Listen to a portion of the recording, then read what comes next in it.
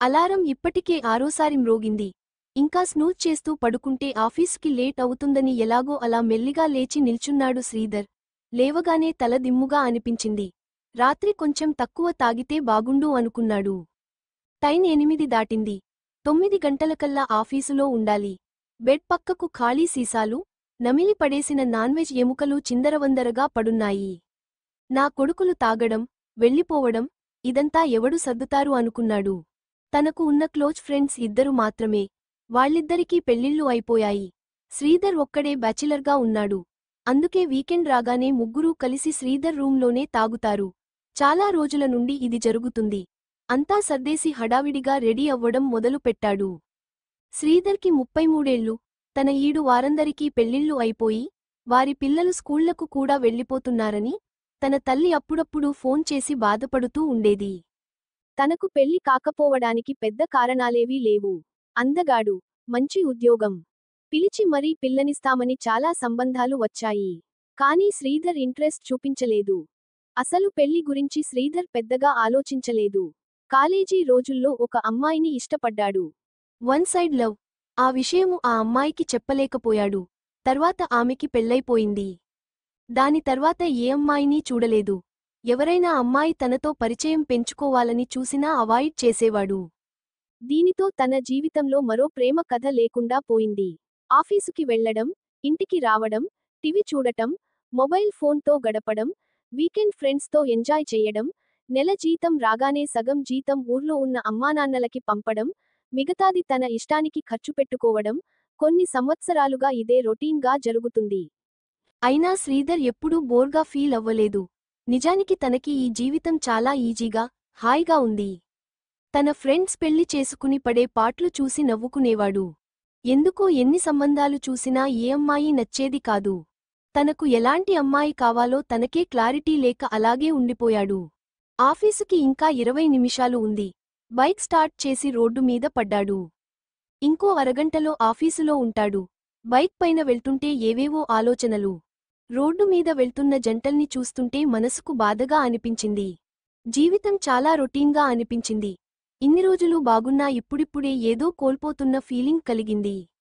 ఎన్ని రోజులు ఇలా, ఇంకే మార్పు తన జీవితంలో రాదా అనిపించింది. ఆఫీస్, ఇల్లు ఇల్లు, ఆఫీసు ఇంతేనా, ఎందుకో ఆఫీసుకి వెళ్లబుద్ధి కాలేదు. వెంటనే బైక్ సైడుకి తీసుకుని హెచ్ఆర్కి కాల్ చేసి ఆ రోజు హెల్త్ బాగోలేదని లీవ్ తీసుకున్నాడు. పక్కనే ఒక చిన్న టీకొట్టు ఉంటే టీ తాగుతూ ఒక రాయి పైన కూర్చున్నాడు. ఆ టీకొట్టు ముందు ఒక డిగ్రీ కాలేజీ ఉంది. స్టూడెంట్స్ అందరూ అప్పుడే కాలేజీకి వెళ్తున్నారు. సరదాగా జోకులు వేసుకుంటూ ఎంజాయ్ చేస్తున్న వాళ్లను చూస్తుంటే జీవితంలో ఏదో కోల్పోయినట్టు అనిపించింది. తను క్లాస్ టాపర్ కావడానికి ఎప్పుడూ పుస్తకాలతో ఎలా కుస్తీపట్టేవాడో గుర్తొచ్చింది. ఎప్పుడూ పుస్తకాలే లోకం కావడంతో ఎవరితోనూ ఎక్కువ మాట్లాడేవాడు కాదు. క్లాస్ ఫస్ట్ రావడమే తన చిన్నప్పటి నుండి తన ధ్యేయం. ఎప్పుడైనా రాకపోతే తల తీసేసినట్టు ఉండేది తనకు. ఇంటర్లో జిల్లా ఫస్ట్ వచ్చాడు. అదే బీటెక్లో కూడా కంటిన్యూ అయింది. తనకు ఫ్రెండ్స్ కూడా చాలా తక్కువ. ఎవరితోనైనా మాట్లాడినా చదువు గురించే మ్యాక్సిమం మాట్లాడేవాడు. దీంతో సబ్జెక్టులో ఏమైనా డౌట్స్ వచ్చిన వాళ్లు తప్ప ఎవ్వరూ ఎక్కువ మాట్లాడేవారు కాదు. అలాంటి టైంలోనే కీర్తనని చూశాడు. కీర్తన తనకు జూనియర్. చాలా అందంగా ఉంటుంది. అందానికి తగ్గట్టు హుందాగా ఉండేది. తెలివైంది. బాగా చదివేది కూడా. ఎంతోమంది ఆమెతో మాట్లాడడానికి తెగ ప్రయత్నించేవాళ్లు. అందరితోనూ ఆమె మొహమాటం లేకుండా చక్కగా మాట్లాడేది. ఆమె ముఖాన్ని చిరునవ్వు ఎప్పుడూ అంటిపెట్టుకుని ఉండేది. అలా ఆమె అందరితోనూ కలుపుగోలుగా ఉండడం తనకు ఎంతో నచ్చేది. తను కూడా ఆమెలా ఉంటే ఎంత బాగుండు అనుకునేవాడు. కానీ చిన్నప్పటి నుండి అలవాటైన స్వభావం ఎలా మారుతుంది? బహుశా అదే ఆమెతో ప్రేమలో పడేటట్టు చేసిందేమో. ఆమె చనువును చూసి చాలామంది ప్రపోజ్ చేశారు. సున్నితంగా అందరినీ తిరస్కరించింది. చాలామందికి ఆమె ఒక డ్రీమ్ గర్ల్. శ్రీధర్ కూడా ఆమెతో ఒక్కసారి మాట్లాడితే చాలు అనుకునేవాడు.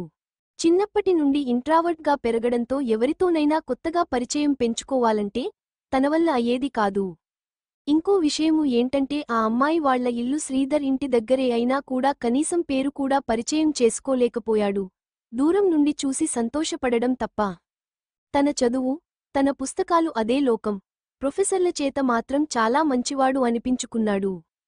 తన క్లాస్మేట్స్ కొంతమంది ప్రేమలో మునిగి తేలుతుంటే తను కూడా ప్రేమ పొందగలిగితే ఎంత బాగుండు అనుకునేవాడు తప్ప కనీసం తన ప్రేమ గురించి ఆమెతో చెప్పాలి అనే విషయము గ్రహించలేకపోయాడు.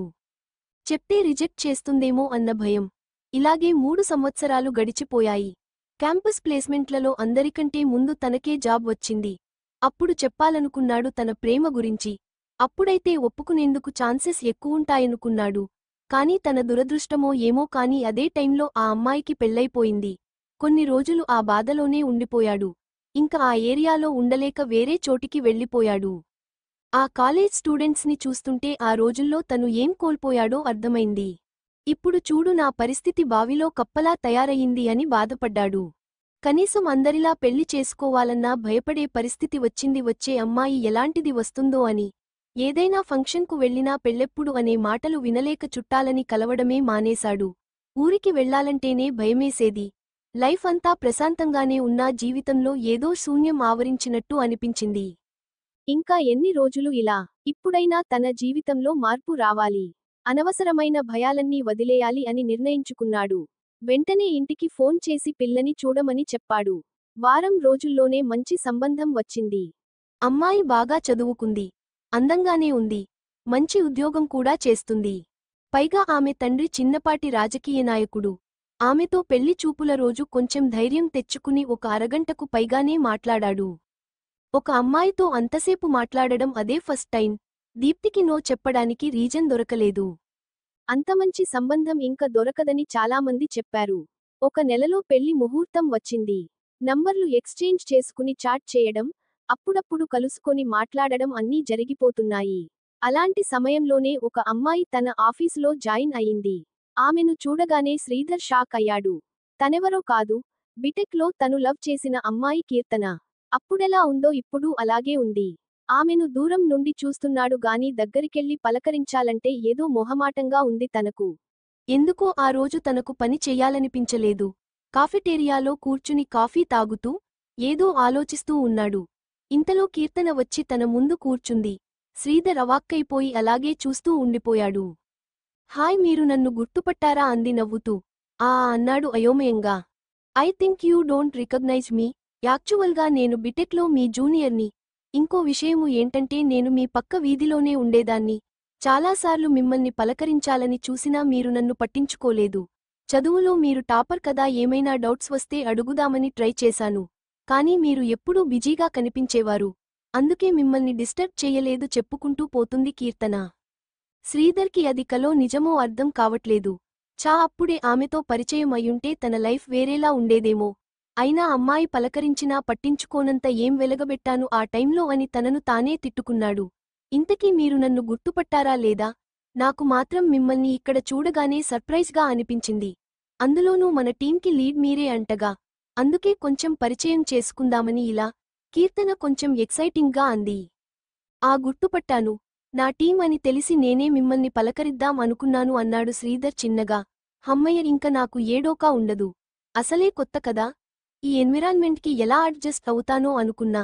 పైగా మీరే టీం లీడ్ కాబట్టి వర్క్ ప్రెజర్ కూడా ఉంటుందనుకోను. Of course I am a hard worker.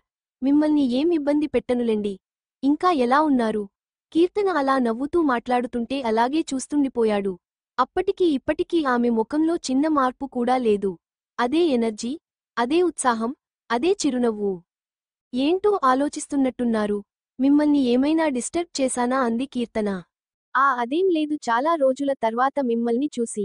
Coffee నసిగాడు శ్రీధర్. Cold coffee. శ్రీధర్ వెళ్లి కాఫీ తీసుకొచ్చి ఆమె ముందు పెట్టాడు. తను కాఫీ సిప్ చేస్తూ ఉంది. How is your family? I mean your husband, children? Sridhar మెల్లిగా అడిగాడు. ఆ ప్రశ్న అడగగానే కీర్తన ముఖం డల్గా అయిపోయింది. కొంచెంసేపు మౌనం తర్వాత అంది, ఐ యామ్ డివోర్స్డ్, పిల్లలు లేరు. అంతసేపు ఉరకలేస్తున్న గోదారిలా ఉన్న ఆమె ఒక్కసారిగా గంభీరంగా ఉన్న సముద్రంలా మారిపోవడం చూసి శ్రీధర్కి ఏమనాలో అర్థం కాలేదు. ఇంతలో దీప్తి నుండి కాల్ వచ్చింది. ఎందుకో ఫోన్ లిఫ్ట్ చెయ్యాలనిపించలేదు. కానీ పొద్దున్న చాట్ చేస్తూ లంచ్ టైంకి కాల్ చేస్తా అన్నాడు. లిఫ్ట్ చెయ్యకపోతే బాగోదని లిఫ్ట్ చేసి కీర్తనని ఎక్స్క్యూజ్ అడిగి కొంచెం పక్కకెళ్ళి దీప్తితో ఏదో హడావిడిగా 4 మాటలు మాట్లాడి తిరిగి వచ్చి చూశాడు. కీర్తన అప్పటికే అక్కడి నుండి వెళ్ళిపోయింది. శ్రీధర్ మూడ్ మొత్తం పాడైపోయింది. ఆ రోజు ఆఫీసులో మొత్తం కీర్తన గురించే తన ఆలోచనలు సాగాయి. మరుసటి రోజు మీటింగ్ ఉండటం, ఆఫీసులో పని ఎక్కువగా ఉండటం వల్ల కీర్తన కనిపించినా పెద్దగా మాట్లాడలేకపోయాడు. ఆ రోజు సాయంత్రం లేట్ అయింది. పార్కింగ్ లాట్కి వెళ్లి బైక్ స్టార్ట్ చేయడానికి ప్రయత్నించాడు. ఎంతకీ స్టార్ట్ కాలేదు. అలాగే దానితో తంటాలు పడుతూ కొద్దిసేపు ఉన్నాడు. ఇంక లాభం లేదనుకుని క్యాబ్ బుక్ చేద్దామనుకుని మొబైల్ బయటికి తీశాడు. ఇంతలో వెనక నుండి కీర్తన వచ్చి, ఎనీ ప్రాబ్లం అంది. అవునండి, బైక్ స్టార్ట్ కావడం లేదు. ఈ మధ్య ట్రబుల్ ఇస్తోంది. మెకానిక్కి చూపిద్దాం అనుకుంటే టైం దొరకట్లేదు అన్నాడు శ్రీధర్. పోనీ నా స్కూటీ మీద వస్తారా, మీ ఇల్లు నేను వెళ్లే దారిలోనే కదా. అంటే నిన్న చూశాను. అంటే క్యాబ్ బుక్ చేద్దామనుకుంటున్నా. మీకెందుకు అనవసరంగా శ్రమ. నాకేం శ్రమ లేదు. దారిలోనే కదా, మీకు ఇబ్బంది లేకపోతేనే. నాకేం ఇబ్బంది లేదు. మీకే ఇబ్బందేమో అని. నాకలాంటి అనవసర ఇబ్బందులేం లేవులెండి. అయితే పదండి అప్రయత్నంగా అన్నాడు శ్రీధర్. చల్లని గాలిలో ఒక అమ్మాయి బైక్ పైన అలా వెళ్తుంటే శ్రీధర్ మనసు గాల్లో తేలిపోతున్నట్టు అనిపించింది. కీర్తన పెర్ఫ్యూమ్ వాసన ఆ ఫీలింగ్ని ఇంకా ఎక్కువ చేస్తుంది. కానీ నీకు పెళ్లి ఫిక్స్ అయింది, ఇలాంటివి కుదరవు అన్న వార్నింగ్ ఇచ్చినట్టు దీప్తి నుండి వాట్సప్ మెసేజ్ వచ్చింది. Where are you? On the way to home reply ఇచ్చాడు. Why late? Heavy office work. Call you after reaching home అని ఆ చాటింగ్ అక్కడితో ఆపేశాడు. కీర్తనతో ఏదైనా మాట్లాడాలి అనిపించింది కానీ ఎలా మొదలు పెట్టాలో అర్థం కాలేదు.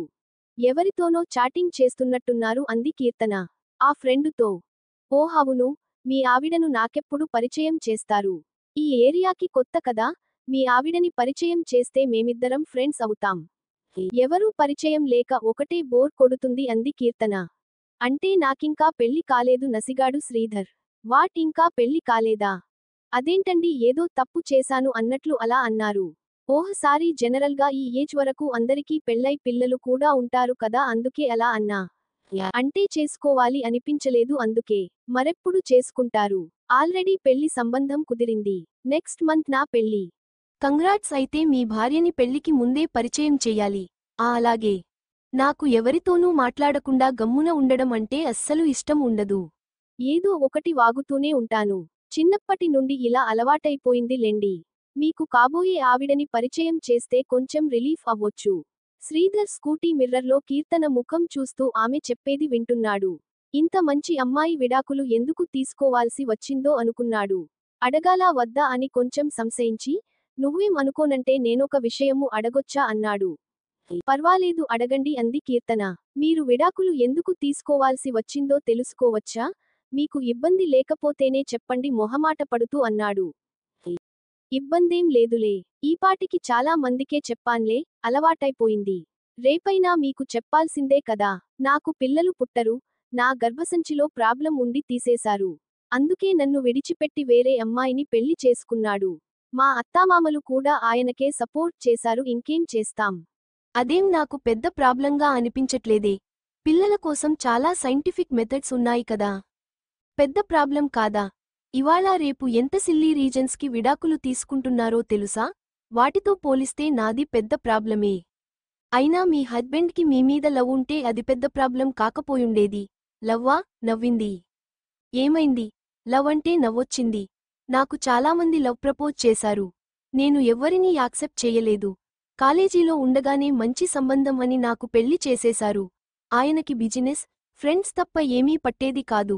ఇంట్లో ఫ్రిడ్జ్, టీవీ, ఏసీలాగా నేను కూడా ఒక వస్తువునే తనకి. బైక్ వేగం పెంచింది తను. ఒక అపురూపమైన అందమైన అమ్మాయిని ఇంట్లో పెట్టుకుని ఆమె విలువ తెలుసుకోలేకపోయాడు వెధవ అనుకున్నాడు మనసులో. ఎంతోమంది కలల రాణిని ఇంట్లో పెట్టుకుని ఒక వస్తువుగా చూస్తాడా? ప్రేమించే హృదయం అందరికీ ఉండదు కదా. దేవుడికి ఎవరికి ఏమివ్వాలో తెలియదు. ఇలా ఏదో ఆలోచిస్తూ ఉన్నాడు. ఇంతలోనే శ్రీధర్ ఇల్లు వచ్చేసింది. శ్రీధర్ ఈ లోకంలోకి వచ్చి, ఇక్కడ సైడుకి ఆపండి అన్నాడు. బైక్ దిగి థాంక్స్ చెప్పాడు. సారీ, నా పర్సనల్ విషయాలు చెప్పి బోర్ కుట్టించాననుకుంటా నవ్వుతూ అంది కీర్తన. అదేం లేదు అన్నాడు ఆమె నుదురు మీద చిరు చెమటను చూస్తూ. స్ట్రీట్ లైట్ వెలుతురులో మెరుస్తున్న ఆ చెమట బిందువులు ముత్యాల్లా అనిపించాయి తనకు. Okay by, good night. Bike reverse చేస్తూ అంది తను. గుడ్ నైట్ అని చెప్పి కీర్తన వెళ్ళిపోతుంటే అలాగే చూస్తూ నిల్చున్నాడు. రాత్రంతా శ్రీధర్కి నిద్ర పట్టలేదు. దీప్తి ఫోన్ చేసినా లిఫ్ట్ చెయ్యలేదు. ఇదేంటి, తను కీర్తనతో మళ్లీ ప్రేమలో పడిపోతున్నాడా? ఈ టైంలో ఇది కరెక్టేనా? అందరూ ఏం అనుకుంటారు? అందరి గురించి వదిలేసినా, దీప్తికి తెలిస్తే తన గురించి ఏం అనుకుంటుంది? ఇలా రకరకాలు ఆలోచిస్తూ ఉండిపోయాడు. రోజులు గడుస్తున్న కొద్దీ శ్రీధర్కి భయం పెరగడం మొదలైంది.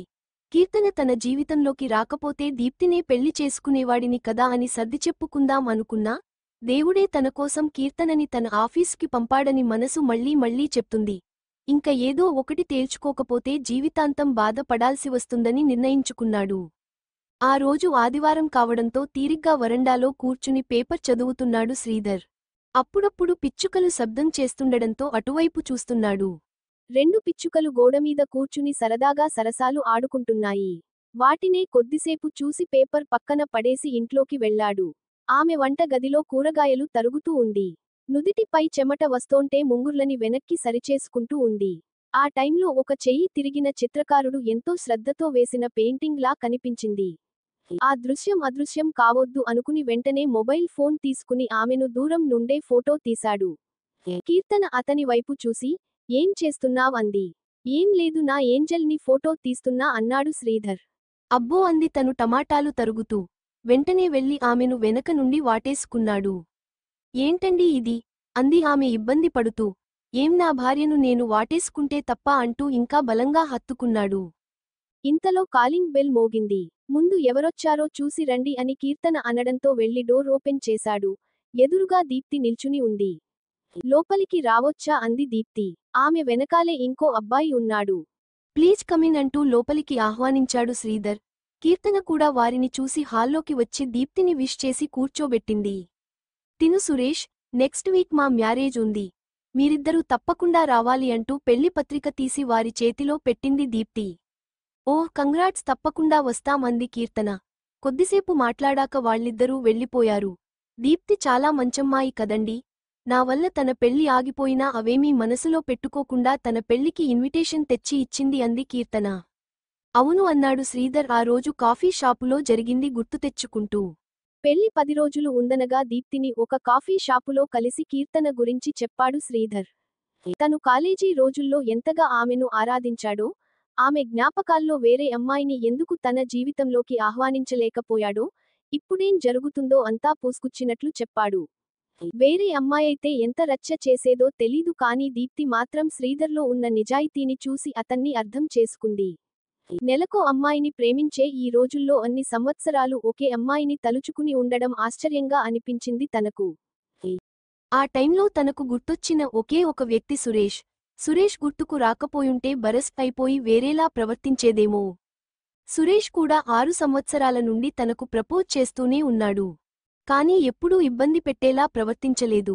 సురేష్ ఇల్లు వాళ్ల వీధి చివర్లో ఉండేది. మొదట్లో ఆటో నడుపుకునేవాడు. అక్కడే తనతో పరిచయం అయింది. తర్వాత కారు కొనుక్కుని క్యాబ్ నడిపాడు.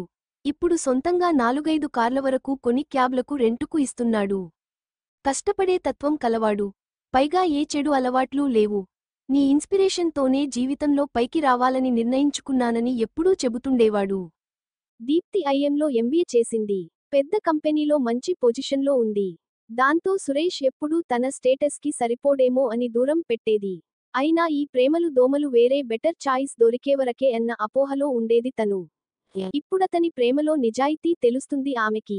సిన్సియర్గా ప్రేమించేవాళ్లు ఈ జనరేషన్లో కూడా ఉంటారని అర్థమైంది తనకు. ఆమె మనసు కొంచెం తేలికైనట్టు అనిపించింది. ఇంతకీ ఆమెకు ఈ విషయము చెప్పావా లేదా అంది శ్రీధర్ వైపు చూస్తూ దీప్తి. లేదు అన్నాడు శ్రీధర్. ఆమెకి చెప్పకుండానే నాతో పెళ్లిని క్యాన్సిల్ చెయ్యాలనుకుంటున్నారా? ఆమెను మనసులో పెట్టుకుని మిమ్మల్ని పెళ్లి చేసుకోవడం కరెక్ట్ కాదనిపించింది. ఆమె ఒప్పుకోకపోతే అదంతా నేను ఆలోచించలేదు ఎటో చూస్తూ అన్నాడు శ్రీధర్. అయితే ఫోన్ చేసి వెంటనే ఆమెను ఇక్కడికి రమ్మను అంది దీప్తి కొంచెం గట్టిగా. శ్రీధర్ భయంతో ఎందుకు అన్నాడు. ఎందుకో తర్వాత చెప్తా. ఏం భయపడకండి. ముందు ఫోన్ చెయ్యండి. అట్లీస్ట్ ఆమెను నాకు పరిచయం చెయ్యరా అనడంతో తప్పక కీర్తనకి ఫోన్ చేసి ఆ కాఫీ షాపుకి రమ్మన్నాడు. అరగంట తర్వాత వచ్చింది కీర్తన. దీప్తి తనను తాను పరిచయం చేసుకుని, ఆ విషయము ఈ విషయముందు మాట్లాడుతూ శ్రీధర్ కీర్తనని ప్రేమిస్తున్న విషయము మెల్లిగా చెప్పింది. కీర్తన ఒక్కసారిగా ఆశ్చర్యపోయింది. తర్వాత దీప్తినే కాలేజీ రోజులనుంచి జరిగిందంతా కీర్తనకి అర్థమయ్యేలా చెప్పింది. శ్రీధర్ టెన్షన్ పడుతూ కూర్చున్నాడు. ఒక అమ్మాయికి అంతగా ప్రేమించే మగాడు దొరకడం కన్నా ఇంకా ఏం అదృష్టం ఉంటుంది అంది దీప్తి. కానీ నాకు పిల్లలు కారు, ఆ విషయము తెలుసుగా అంది కీర్తన బాధపడుతూ. పిల్లలు కాకపోతే ఏం, నిన్నే చిన్న పిల్లలా చూసుకుంటాడు. అంతగా కావాలంటే దత్తత తీసుకోండి. లేదా వేరే విధంగా ట్రై చెయ్యండి, తప్పేం లేదు అంది దీప్తి కీర్తన చెయ్యి పట్టుకుని. కీర్తన కళ్లలో నీళ్లు నిండిపోయాయి. తన మనసులోని మాటను దీప్తి చెప్తుంటే ఆశ్చర్యపోయాడు శ్రీధర్. నువ్వేమైనా చెప్పాలనుకుంటున్నావా అంటూ శ్రీధర్ వైపు తిరిగింది దీప్తి. కొంచెంసేపు మౌనం తర్వాత శ్రీధర్ ధైర్యం తెచ్చుకుని, కీర్తనా, నిన్ను నా ఇంట్లో వస్తువులా కాదు, నా జీవితంలో వెలుగులా చూసుకుంటా. నిన్ను బాగా చూసుకుంటానన్న నమ్మకం నాకుంది. అదే నమ్మకం నీక్కూడా కలిగేలా చూసుకుంటా అప్రయత్నంగా మాట్లాడేశాడు. దీప్తి కీర్తన వైపు తిరిగి, ఒక ఆడదాని మనసు ఆడదే అర్థం చేసుకుంటుంది అంటారు. కానీ మగాడి మనసు కూడా ఆడది అర్థం చేసుకుంటే ఆమె జీవితం ఇంకా బాగుంటుంది. నా పెళ్లి గురించి ఆలోచించకు. మా నాన్నకు నేనంటే చాలా ఇష్టం. ఆయన్ని కన్విన్స్ చెయ్యడం నాకు పెద్ద విషయము కాదు. శ్రీధర్ నీకు మంచి మ్యాచ్. ఆలోచించుకో అంటూ లేచి ఆల్ ద బెస్ట్ అంటూ ఇద్దరికీ షేక్ హ్యాండ్ ఇచ్చి అక్కడి నుండి వెళ్ళిపోయింది. కొన్ని రోజులకి కీర్తన శ్రీధర్తో పెళ్లికి ఓకే చెప్పింది. అదంతా గుర్తుకు తెచ్చుకున్న శ్రీధర్ దీప్తిలాంటి మంచి అమ్మాయిలకి అంతా మంచే జరగాలని మనస్ఫూర్తిగా కోరుకుంటూ, ఇందాక ఎక్కడో ఆపామంటూ కీర్తనని వాటేసుకున్నాడు.